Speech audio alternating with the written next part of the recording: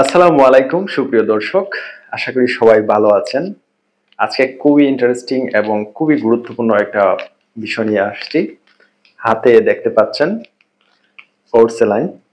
আমি ওরসেলাইনের বিজ্ঞাপন করতে আসি নাই। আসলে আপনি মনে করেন যে কোনো পরিবারের ফুটফুটে একটি বাচ্চা ডায়রিয়া আক্রান্ত হলো, এরপর ওরসেলাইন প্যাকেট এনে খাওয়ানো হলো, কিন্তু অত্যন্ত দুঃখজনক বিষয় হলো 500 মিলি পানিতে স্যালাইন না গুলিয়ে ছোট্ট কাপের পানিতে একটু একটু করে গুলিয়ে খাওয়ানো হলো ওরসেলাইন। পরবর্তীতে অনেক চেষ্টা করেও বাঁচানো গেল না বাচ্চাকে। ভাবতে কষ্ট হয় আজও আমরা স্যালাইন বানানো শিখলাম না।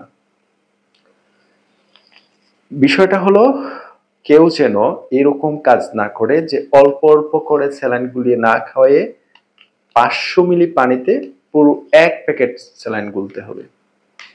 12 ঘন্টার মধ্যে শেষ না করতে পারলে এটা অবশ্যই ফেলে দিতে হবে। আপনার সামান্য ভুলের কারণে 5 টাকার ওর স্যালাইনের কারণে মহামূল্যবান জীবন হারিয়ে যেতে পারে। তখন কিন্তু চিৎকার করে কেঁদেও কোনো লাভ হবে না। খাবার স্যালাইনে যে লবণ থাকে তা মেইনলি সোডিয়াম ক্লোরাইড।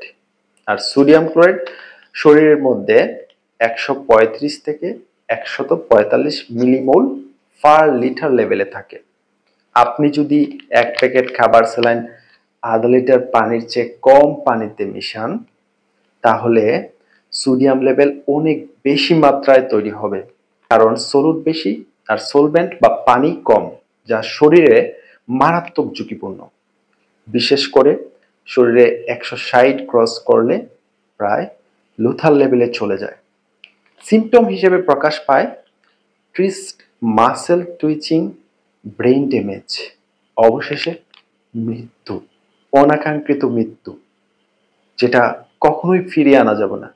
সামান্য অসচেতনতা শিশুর মৃত্যুর কারণ হতে পারে। স্যালাইন খাওয়ানোর ব্যাপারটিকে অনেকেই সাধারণ মনে করে, তাই এই ব্যাপারে অবশ্যই সকলের সচেতন হওয়া জরুরি। আর শিশুদের চিকিৎসার ক্ষেত্রে, যে কোনো চিকিৎসার ক্ষেত্রে অবশ্যই চিকিৎসকের পরামর্শ নেওয়া খুব জরুরি। সুস্থ থাকুন, সচেতন থাকুন।